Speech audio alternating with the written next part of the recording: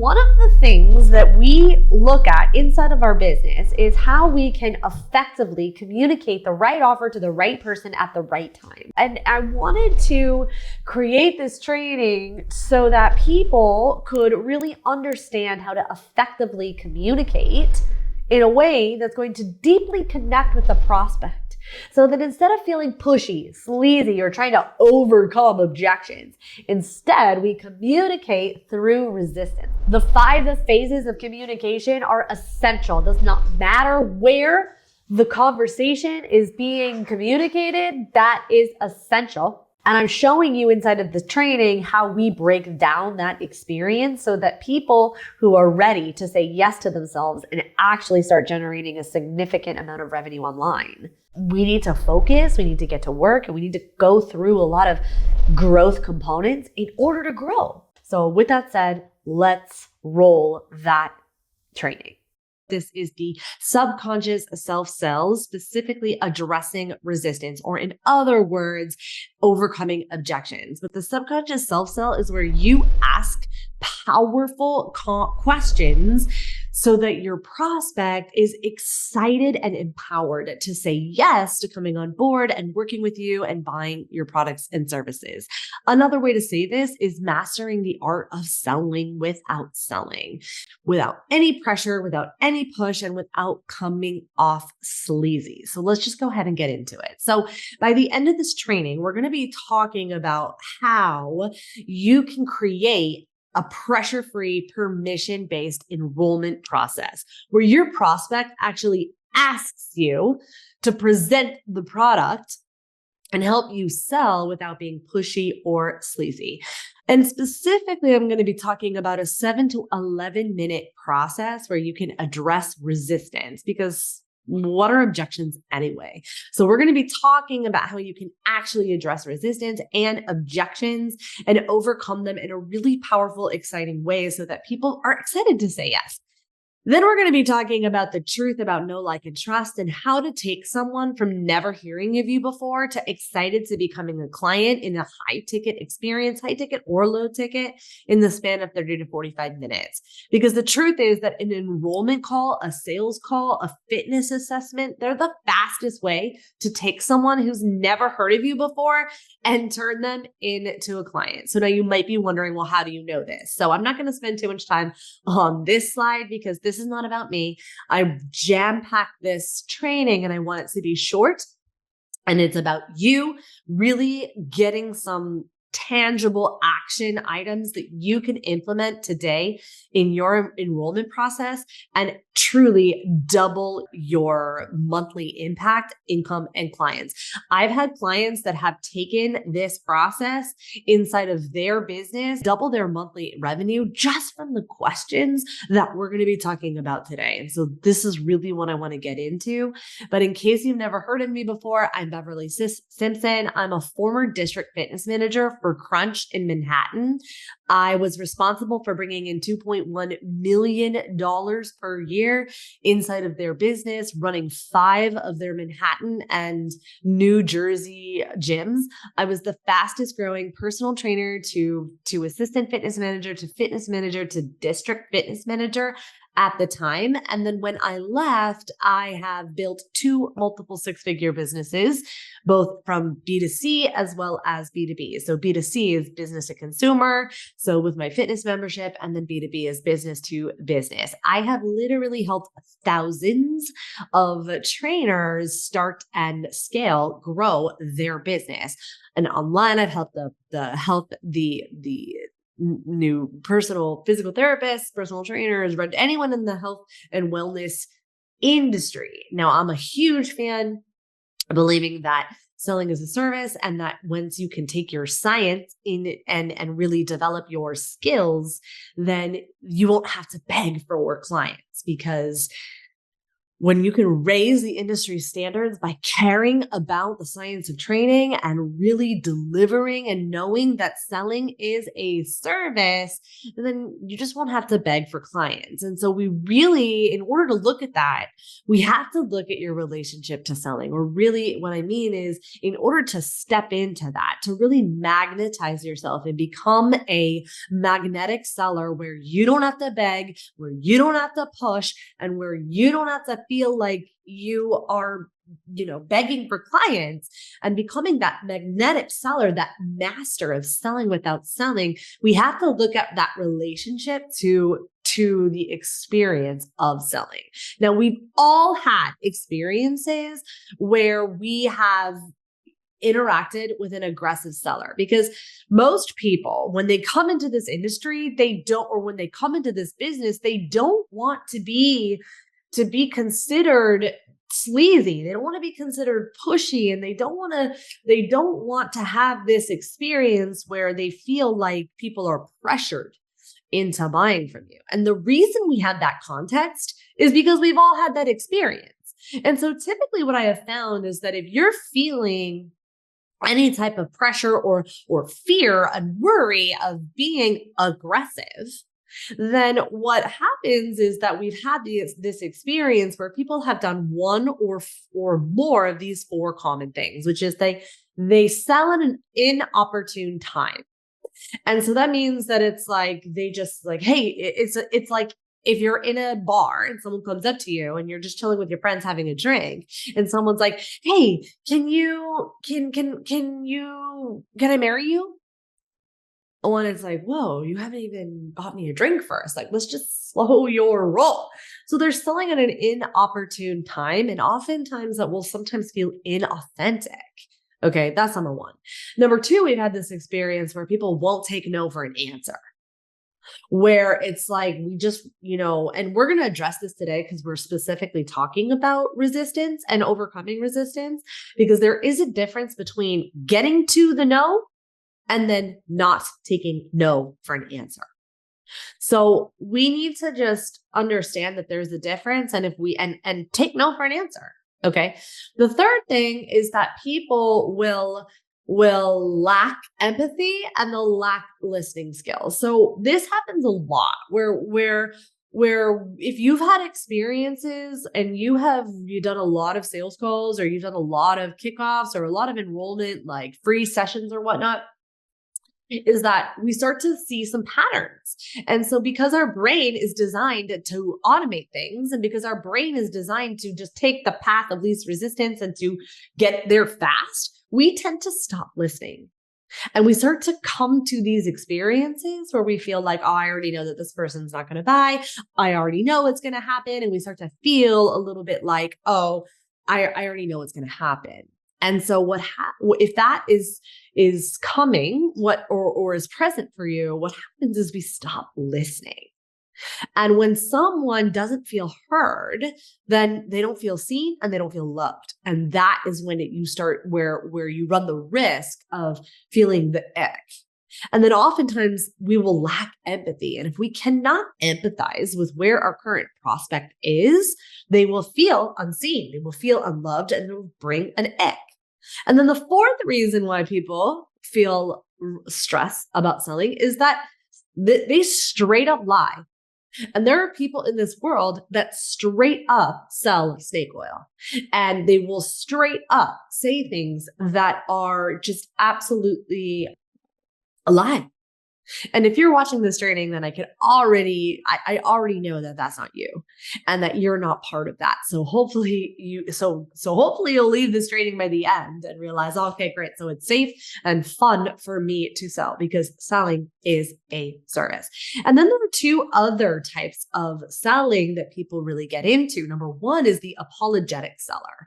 Now, I noticed this a lot for me when I was in this launch roller coaster, and not me specifically, but sometimes where it was just this very like, I need to add a ton of value. I need to build know, like, and trust. And as soon as I build up that audience, then I'm going to ask to sell.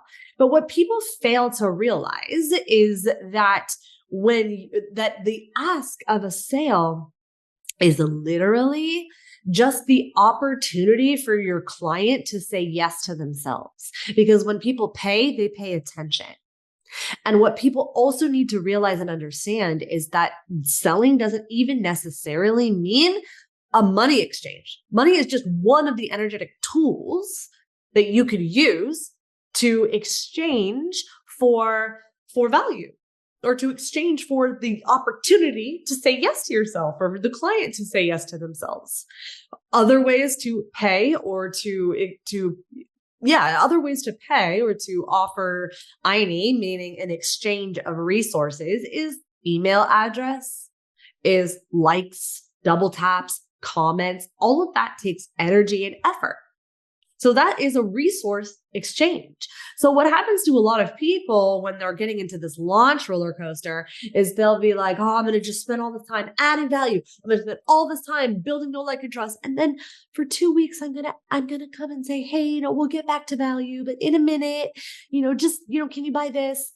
Can you blah, blah, blah? Or, maybe if, and that type of energy can be detrimental and is specifically costing you sales, because subconsciously the person on the other side, while they might not be able to articulate it, there's going to be potentially those feelings of oh, something just doesn't feel right. I don't know. They start to lose that feeling of certainty that this person can really help me. And they're not going to be able to really specifically articulate why that's the case. And then oftentimes what happens to people when they overteach and they potentially add so much value is that they run the risk of overwhelming the client. And people don't even realize that. Because haven't you ever had that experience where you've just given so much value, give, and then someone either says, oh man, thanks so much, I really appreciate this, I'm going to go do this on my own, high five. And then what happens is that they go and do this on their own. And then if they can't implement or it doesn't meet their expectations, they start to lose faith in your process. So teaching and over delivering might actually backfire. Now, sometimes people will just say, let me just give you a wall of information. And then people will go, whoa. And I know this because this happened to me, where they go, whoa, there's too much to do and not enough time. Or they go, there's too much to do and I'm never going to be able to do this. Or they go, there's too much to do and I don't even know where to start. And they get super overwhelmed, and then they get paralysis by analysis. And that often is not going to be putting them into a space where they feel excited and ready to say yes, to move on to actually going to take the next step. And it actually will hurt your conversions. So the first thing we really need to do is look at your relationship to selling and really ask yourself, what would it look like to feel like knowing that you selling is an opportunity for your client to say yes to themselves? Because the grocery store doesn't feel stressed about selling. So that's number one. Okay. And then once we take a look at the relationship to selling and you step into being that magnetic leader, where you can step into that energy of this is who I'm here to help. This is what I know I'm meant to do. And then really dive into looking at the truth about know, like, and trust. So remember earlier when I was talking about how, people live in that if and then continuum. And if that's you, hey, no shade. The only reason why I know that is true is because that's what I was like. And I didn't even think that I felt like, oh man, I need to build know, like, and or that I had any qualms at all with selling. But the truth is that it started to come out when I would find myself like just, trying to prove myself, right? There's just two things really to look at. Is we have to look at the truth about know, like, and trust, because if we're constantly in the pursuit of proving, or we're constantly in the chase or building of like, this is my time to build know, like, and trust, the law of polarity here is at play, which means that subconsciously you are operating from a position and stance of feeling like that know, like, and trust isn't there. And that it isn't automatically given to you, and that it has to be earned. So that is just not how I operate. And the truth about know, like, and trust is that because what you do in this world and what you believe is not the definition of your worth, and it isn't something that is earned. So we have to look at the honest reason and why people make buying decisions, because they're not buying from you because you eat tacos on Tuesday. They're not buying from you because you went to the same high school as them. They're not buying from you because of, who your favorite band is. And yet we have so much attention on building these really deep relationships online. And if you don't believe me, think about, your phone, whether you have an Apple, whether you have with a Google, Android, or whatever type of phone you have. Do you know who the CEO is? And then ask yourself, did who the CEO is influence your buying decision? I'm willing to bet no. Now, you might know who the founder is, but then let me ask you, what is Apple's mission statement? Do you remember? You think different. Now, this is because I know this because I use this as an example all the time, but it's just really important to remember that. And then if you want another example, because I'll use the grocery store. I talked about it earlier, and I've said this before, but people say, oh, well, that's different. That's not, that's not thousands of dollars. Well, Apple is, your phones are, your computers are. Okay. And so what we're really looking at when we're talking about know, like, and trust is we're talking about the ladder of believability, where they believe in you. And so luckily, so this is the know factor. This is what people really mean. Okay. The know factor is when they believe in you in terms of your authority and your expertise. Now, being an authority and an expert is not the same thing.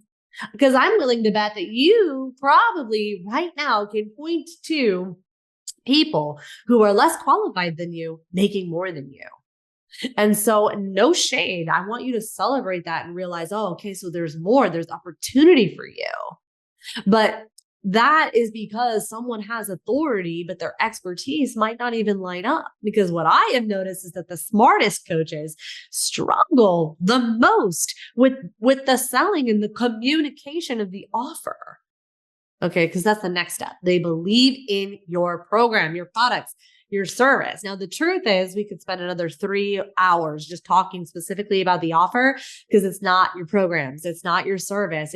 It's the communication of value. It is the communication of taking someone from their problem to what they want, the desired outcome, the fastest, most efficient way possible. Okay. And so so that is the ladder of believability, where they can believe in your authority. And the like component, right? So what we're talking about is connection and authenticity. That will deepen the sense of trust, but not trust in you as a person. Trust that your offer is going to help them. Okay. And so the like factor is just the connection and the authenticity of human to human on a subconscious level. And so people get this twisted because they chase and they want to be liked. But oftentimes being a good coach means that you have to speak to someone's potential and not what they bring into the room. So what does that mean? Like, for example, like I'm a mom, so I equate it to my kids. Sometimes I have to talk to my kids and I have to share with my clients, and I have to provide the boundaries that are needed for my children to learn so that I can pull them in closer, so that I can help them faster. And that isn't always going to be what they like to hear. But when we are unconsciously chasing this, like, I need to be liked, I need to be liked, I need to be known, I need to be liked, I need to be trusted, then we lose sight of what it is we are meant to do, which is provide transformation, which is going to be uncomfortable for your potential client. Because if your client could actually do what it is that they needed to do to get to the desired outcome, they would have done it. So what people are really doing is they need to believe in your authority. They need to believe in your expertise, and they need to connect with your authenticity to believe that your process, your way is going to help them solve their problem to get to the desired outcome. You also need to communicate the belief in themselves. They need to believe in themselves in order to say yes, otherwise they won't. It's the last domino of resistance to fall. And by the end of this training, we're going to talk about it so that you can communicate through that type of resistance and actually address it, because most people miss this. Then they need to believe that they need it now. So when you can remove any and all of the resistance for them to say yes to themselves, they will. This is why it's not a matter of time. It's a matter of reps, and it's a matter of how effective are you in communicating through resistance to demonstrate, not tell and explain, but to demonstrate and show your authority and expertise. Because there are two forces that play at all given time: desire, what they want, and doubt. And so many people want to go towards the desire because in an effort to stay away from being sleazy and fear-mongering and putting people in pain. But that is not the same thing as turning the light on the truth of the pain and problem that's already there, because people move away from pain faster than they move towards pleasure, plain and simple. Okay, so now in order to do that, we need to really understand what is perceived value, because we hear people say all the time, value, value, value, we need to add value. And it almost sounds like white noise at this point. So I want you to get very clear and honest with yourself and know exactly what it means when people are talking about value. And I say perceived because value is a perception. It is in the eye of the beholder, and it is always within context. So you need to know what is the desired goal and why do they need the goal? And what is it that they want? Not what you want them to want, not what you want them, and not what they need. What do they want? And then they're evaluating what is the belief in themselves that they can do this. They're evaluating how fast can they get the desired outcome. And they're evaluating what is the level of effort and sacrifice, all wrapped up in the experience. Because the truth of the matter is that a Motel 8 and a Ritz-Carlton serve the same function, the same purpose, and yet the experience of the two hotels are different. And so now people get this all twisted because they think, I don't want to serve the rich and make the richer be richer and then put the poorer down. No. Because just because something is, free, or something is low ticket, or something is a low investment, that doesn't mean that it's low value. And if you need an example of that, think about Netflix, think about Disney Plus, there's so many different accessible ways that are considered low ticket or considered accessible that are highly valuable. You just need to look at your relationship. This is a separate conversation, but look at your relationship to money, because I'll also share, and we'll get into this when we're talking about overcoming resistance, expensive compared to what? How do you know that it's expensive? Just some food for thought. But that is the experience that we are communicating through when it comes to demonstrating our value, our expertise. And so before we even get into the objections, now that we know the context of what this is, we have to really just address what is an objection anyway. So I talk about objections, and I don't like to say overcoming objections, because it thinks like we need to achieve something and there's this like momentum feeling. But honestly, when you could pull that off and just talk about it more through like, hey, is this for you or is this not for you? And we're really communicating through resistance. We take the pressure of overcoming objections, because it's important that we listen and we empathize. So if you go back to earlier when we were talking about the relationship to selling, it's important that when you listen and you can empathize, then we can communicate through resistance, because not taking no for answer, it's not the same thing as getting to the no. Get to the no in the conversation and then take no for an answer if that's what's said. But most people will hear resistance, which is just a doubt. And it really, we usually typically see doubt or resistance around the process. And oftentimes this is smoke screens because no one wants to say to you, hey, I don't think your process is going to work for me, or this is not for me and you suck. No one's going to say that to you. Okay. So oftentimes that will come through in smoke screens. And what I would identify as the smoke screens are things like, I need to talk to my partner. I need to think about it. I need to pray about it. Oh yeah. The yes, but no, like, yes, I'm totally in. Why don't you send this to me in an email? Things like that, in that nature. Okay. Then we've got a value proposition potential objection, which is money and logistics, time, money, those kinds of things that come up. And then we need to get to the ultimate, which is fear. And here's the thing about objections. So most people will tell you, and they'll say things to you, if you can't address objections before you've gotten to the end of the call, then you've failed. And that is just plain and simply not true. Every single enrollment conversation that you're having, whether it's one-to-one, so in a sales call experience, or one-to-many, where you're presenting in a webinar, presenting in a training or a challenge, or many different options, then you're still going to have resistance. It's natural. Fear is brain-based, and it is there, which I probably don't have to tell you, but it is literally there for your survival. And so if you think about courage for a moment, it's not the absence of fear. Courage is with fear. You cannot be courageous without fear. So if you haven't even gotten to a fear conversation, then we have, which needs to be addressed, then we need to go back into our discovery phases of the enrollment process. Okay. So, and we're going to break this all down today. Okay. So fear usually shows up in they're afraid in their, there's something about you that maybe they're not jiving with you as a coach or your process. They have fear in themselves. Can I do this? They have fear in experience and evidence of yesterday. And they live into that feared future, which then gets projected into, if I do this again, this is what's going to happen. And then they go into like, I'm going to live on the street or whatever that irrational fear of tomorrow is. Okay. So this is what resistance actually looks like. And if we're not communicating through it in our enrollment process, we're leaving thousands of dollars on the table. And so here's what you need to know by the end of your call. And it doesn't matter if it's one-to-one, if it's one-to-group, if it's one-to-many, none of that matters.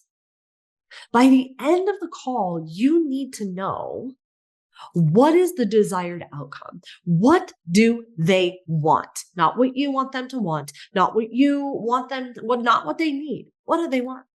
And why? What becomes possible for them when they have it? What is the value underneath it?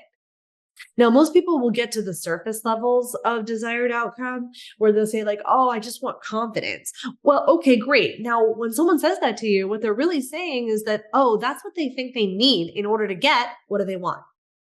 So what does that mean? So, okay, when someone says that to me, I'm going to be like, great. So when you have 10 times the confidence that you have now, what would you do? What does that look like? Okay. And so then why they haven't achieved it? What's underneath that? Why haven't they gotten there? What's the struggle? Okay. And now then you have to understand if those are the struggles, then what's the problem? Now people get this twisted because they wonder in themselves, like, well, what's the difference between a problem and a struggle? So think of it like this. Okay. Your people are in a problem that they know that they're in. Okay. Like they have a headache. Okay. That's a problem that they know that they're in. Like I can't relieve this pain in my head. And then when you ask them, well, what's preventing you from solving it? Oh, well, I can't find the right Advil. I don't have time, or I'm trying ibuprofen. It's not working. So they're doing all these things, okay, to try and solve the problem that they think they're in. Now, what happens is that, and then this is that, which is the actions. These are the mistakes. These are the actions and behaviors that they are taking. Or maybe they're like, oh, I just don't have enough time. I'm putting off going to the store. I don't want to go to CVS. Okay.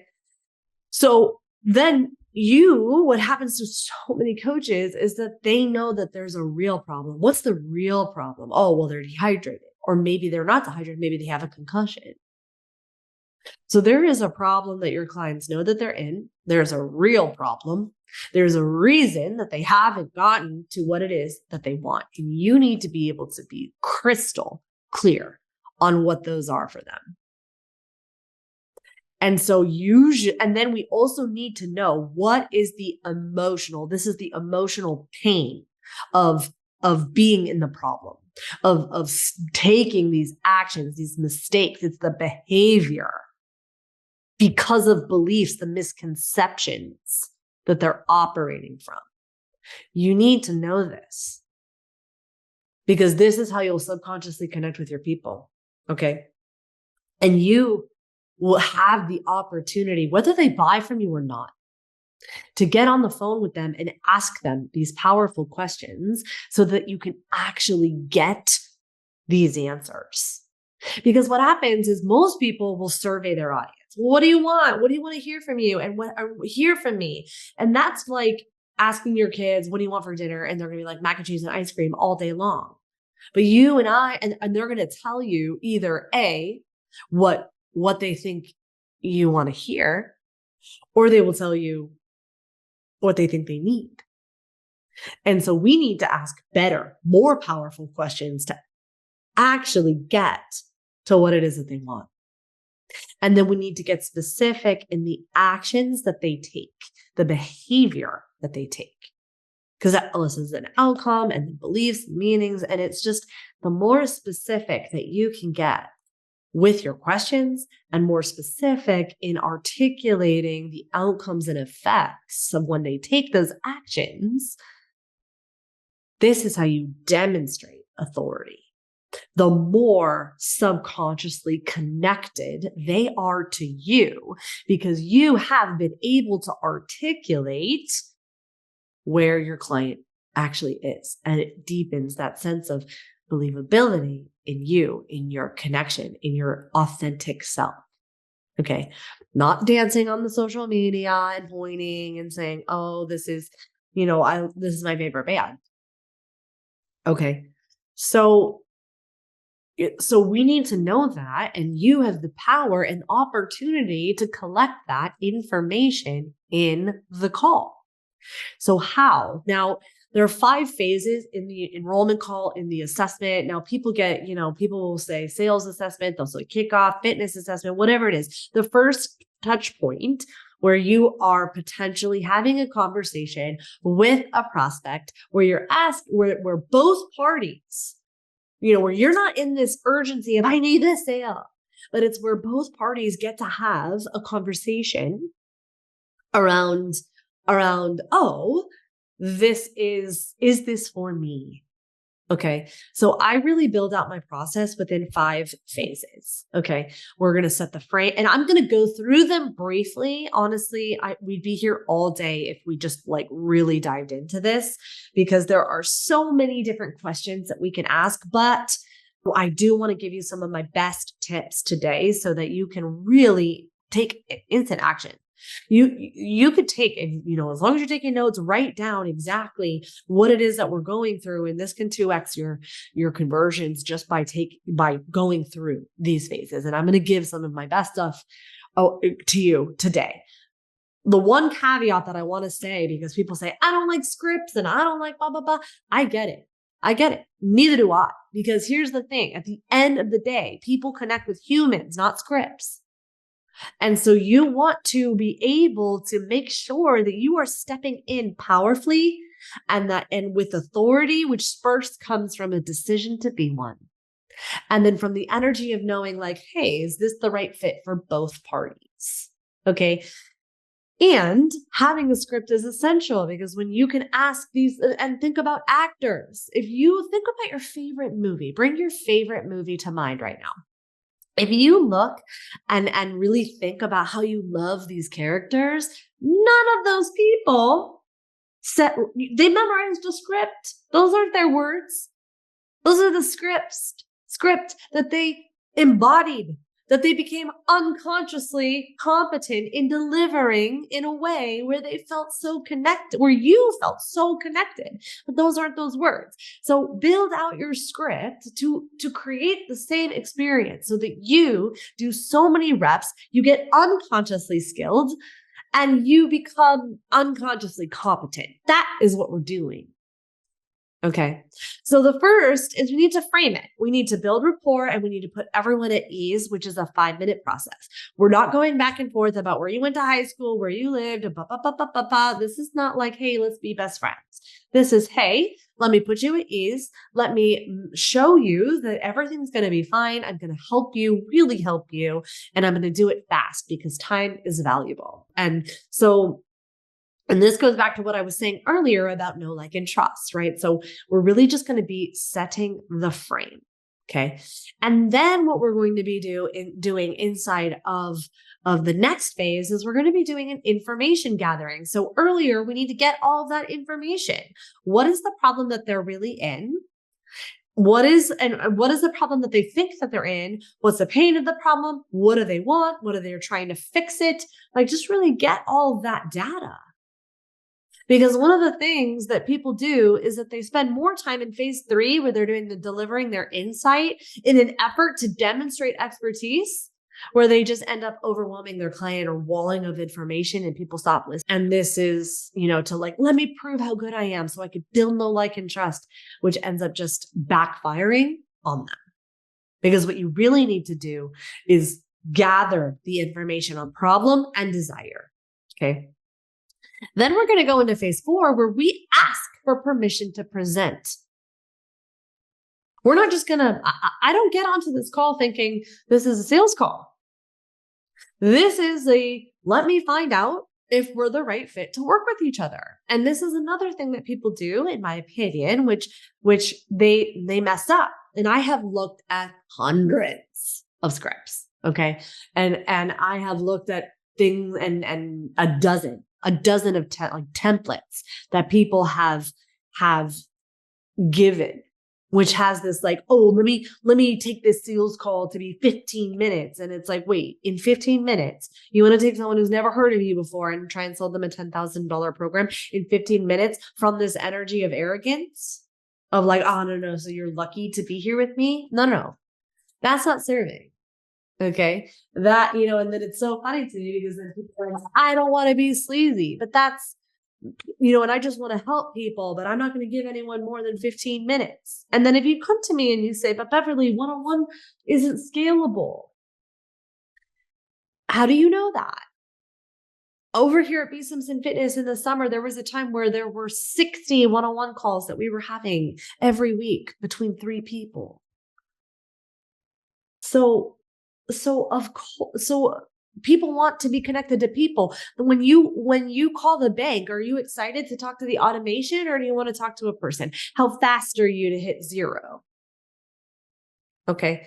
So I also think of it like this, and I encourage my clients to think of it like this, which is, if you weren't getting paid for this at all, isn't this what you would be doing? If not, then let's look at why we're doing this.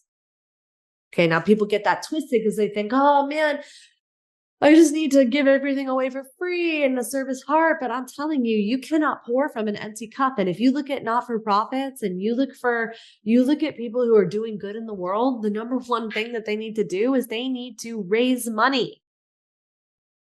So money is an amplifier for who you already are. Okay. So when good people have money, they're going to make a great impact.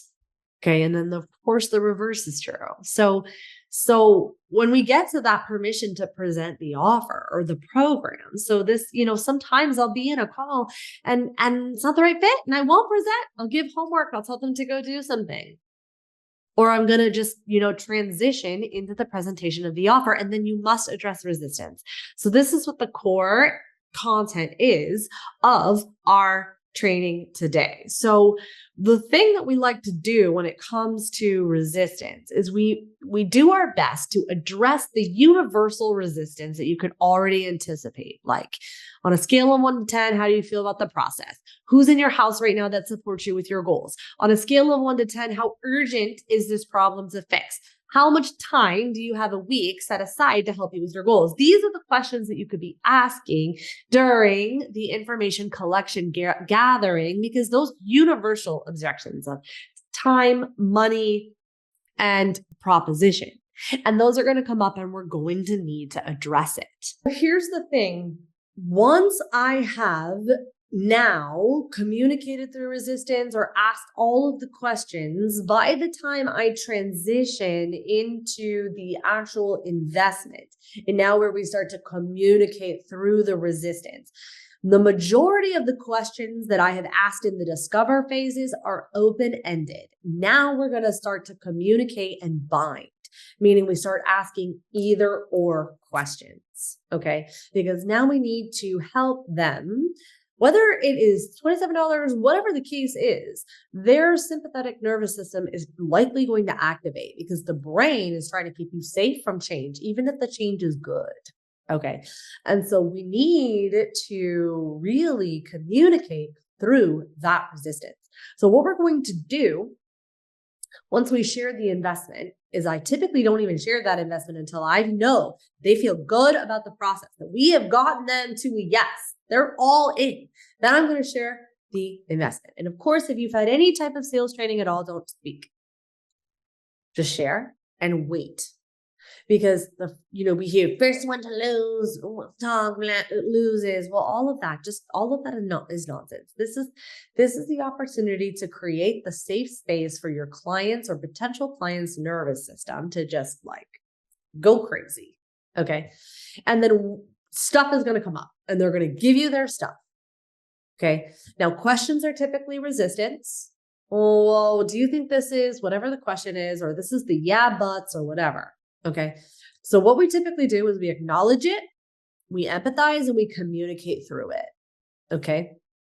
And typically it comes down to these 3 objections. Process or smoke screens where they don't want to like share with you like, oh, I need to think about it, partner. I need to pray about it. Or the yes, but no, which is, oh, this is great. Send me an email. Do you have testimonials? Like these are usually smoke screens that are around the process. We're going to work through those today. Then we have a value proposition objection. So this is like money and logistics. Okay.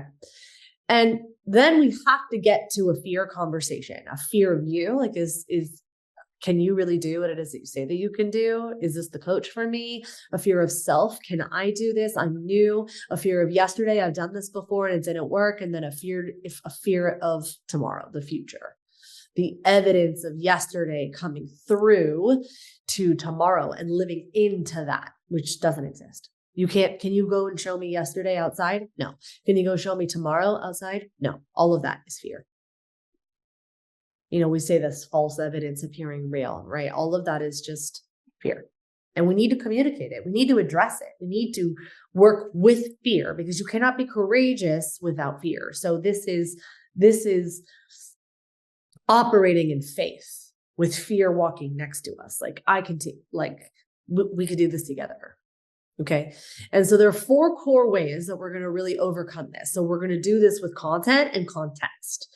So with information or our share, our analogies, our shifts, and then the why behind we're saying this, content and context. Okay.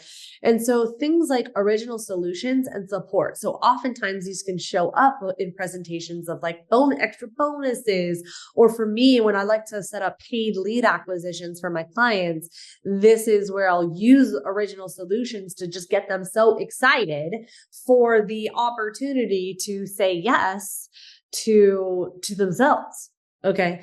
And then we're going to do the counterexamples. So counterexamples are other stories and experiences and evidence that show them it's possible. And then we're going to redefine so we can shift perspective. And then we're going to highlight the consequence of the truth that's already there. Then we're going to redefine the experience, and we're going to reshift the experience for the potential client so that we could get them back to selling themselves. Because by this point, they're already sold. They just need to revisit that experience. Okay, so let me walk you through some specific examples. So if you haven't gotten your pen and paper yet, this is the time, because I'm going to give you some of the most powerful questions that you can ask and re-ask to really help your clients say yes to themselves. Because remember, selling is a service. Selling is not about you. Selling is about the client saying yes to themselves to get to the desired outcome the fastest, most efficient way possible. So here's some things that usually come up as smokescreens, things that people will say, but is not the root of the objection. Partner, think about it. The yes, but no. I need to pray about it. I need to meditate on it. Do you have testimonials? Things of that nature. So what we want to do is we want to acknowledge it. We want to uncover the root. We want to get them back to the yes, and then we're going to re-ask. So for example, yes, when someone hits me with like, I need to think about it, you oftentimes you've heard things like, oh, okay, great. What do you need to think about? Which automatically puts the client on the defense. Anytime we're overcoming resistance, we need to straight up get off clients on the defense. They don't need to explain to you, to anyone, why they're doing what it is that they need to do. We don't want them on the defense. We want them in a positive reframe. But here's the other thing. If we don't reframe them, if we don't get them back to the yes, we're trying to get them in a positive frame of thinking when they're in a negative state. Because what is an objection? What is all resistance? It is no. It's no. So if we're trying to have a yes conversation in a no state of mind, we're done. We got to get back to the yes. Okay. Now, if you didn't even have them in a yes before you presented, that's a different conversation. We got to get back to the yes. So yes, I completely understand. And I know it's an investment in your health, or I would totally feel that way if I were you too. I'm married. Like I'm always to acknowledge it. I'm always going to empathize. Like, I get it. I know I've done this. Like I would feel that way too if I were you. And then I'm going to say like, so before I let you go have a think about it, or before you go and talk to your partner, could I ask your opinion before you go and think about it and sleep on it? Do you think this, whatever program you presented, can help you get to the desired outcome? How do you think that it can? Okay. Now, I want to make sure, did I break down the partner one? No, I didn't, but I did it here. Okay. Because one of the common mistakes that I see people do when they're talking about partners is they'll ask like, hey, what do you think your partner is going to say? I don't know. I don't know. That's why you're going to go think about it or go talk to them, because I have no idea what my partner is going to say. Okay. So before we even get there, okay. So you want to be thinking, you want to get them to the yes. Of like, hey, cool. Of course you can go talk to your partner. I get it. I'm married. I have a partner.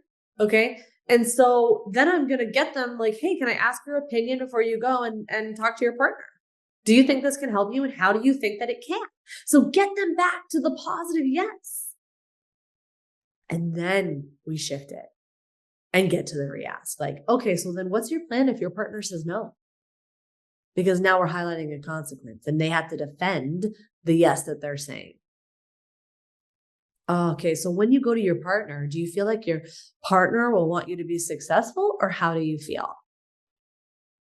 Okay, so once we get them to really think about like, and then another thing to be thinking about when it comes to partner, because some people get upset and they're like, me asking my partner is not a smokescreen. We have a rule. Totally. Now, usually with partner, two things are at play. We're either talking about permission, where we have to ask permission because there's an agreement. And then we're also talking about, so it's either permission-based or respect-based. I need to ask permission, or like, hey, this is a big investment and I want to be respectful. Okay.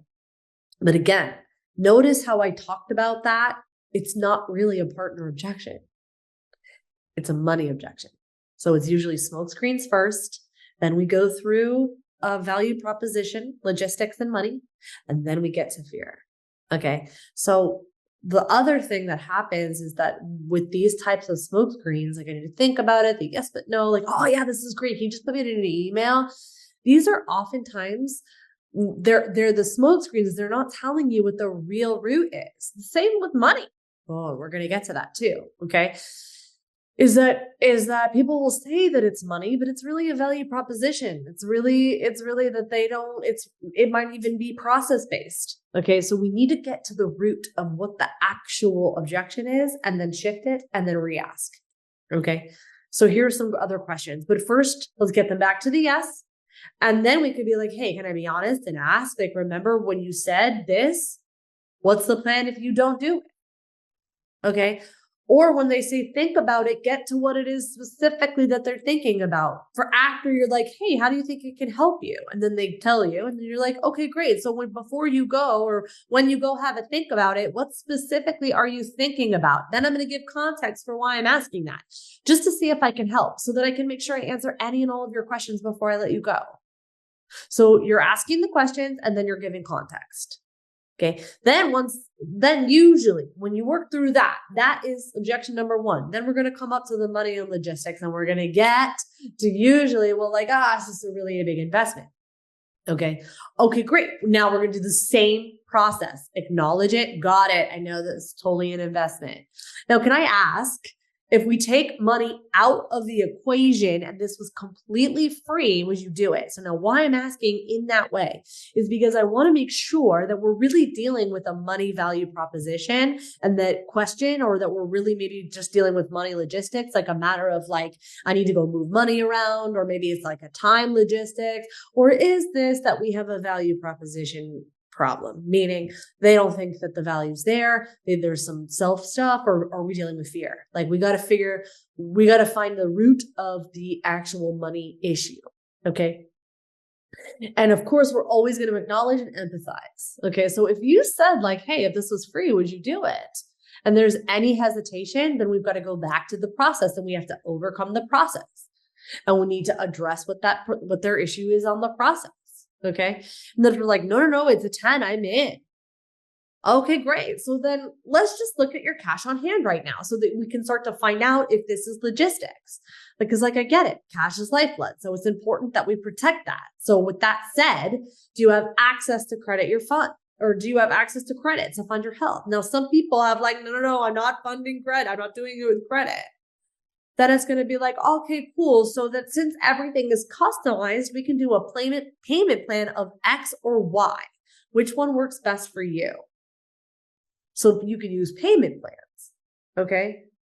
And then you could also say, I completely understand that it's a lot of, money, but just out of curiosity, it's expensive compared to what? You said it was a lot of money, but compared to what? Right? But money and logistics, we can typically overcome when it's literally, if it really is like, the timing, blah, blah, blah, whatever that is. Okay. But usually it's going to uncover fear. When you get to the fear conversation, this is going to be the last domino that falls. Okay. And it's going to be fear of self, fear of you, fear of yesterday, fear of tomorrow. I don't know if I can do this. I'm new. I've tried this before and it didn't work. And what happens if I do this and it doesn't work, then blah, this is going to happen. Okay. So now we have to acknowledge it. And this is the hardest to overcome because most people are going to get hit with like, I just don't know if I can do it. And what are you going to say? Yeah, you can. Rah, rah, rah, you can. That's like telling when a kid says to you, like, oh, I'm just so ugly. Or people say like, oh, I just don't feel good about myself. No, it's our instinct to be like, no, you're beautiful. And that's not going to address the fear. That's not addressing the objection. That's not addressing the resistance. That's not communicating through the resistance. Remember, we have to move in faith. We have to move with courage, which is the integration of fear, not the absence of it. And so, especially when it comes to health and wellness, because this is not the first time they've tried to get healthy and fit before. So we're always going to acknowledge it. We're going to empathize it. And we're just going to really get to the root of it. Okay. So like, it just sounds like I'm hearing a little bit of uncertainty. Can I ask you specifically, what specifically is coming up for you? Is it about the program, yourself, me, or what's coming up?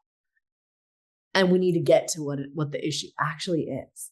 And then we're going to come, then we need to shift it. And we need to shift it where it's like, hey, like, are you married to the first person that you kissed? If they're worried about yesterday or tomorrow, and chances are they're not. So we can use analogies, we can use stories, we can use examples or the redefine it to shift their perspective to see that like, oh, maybe I can do this. And now the other thing too that I want to say about fear, especially if they're overcoming fear of self, how you do this is by borrowing your authority, by borrowing your confidence. So if you're not confident that you can deliver, people will read that. They need to borrow your confidence to say yes to themselves. Okay. This can show up in a guarantee. Listen, keep working with you until you do. Or like, listen, we only take people who are committed, and what's the alternative if you say no? This can show up in a counterexample. This can show up in a consequence. Okay. And then we work through it. And then what I want to say too about this is that when we're communicating through this process and we're going through smokescreen logistics, fear, or we're going through money, logistics, and fear, okay, this can feel like so awful. This can feel like the longest part of the call. But the truth is, it's really 7 to 11 minutes of communicating through resistance. That's what this is. Okay. People will ask, well, how long do you stay in the saddle?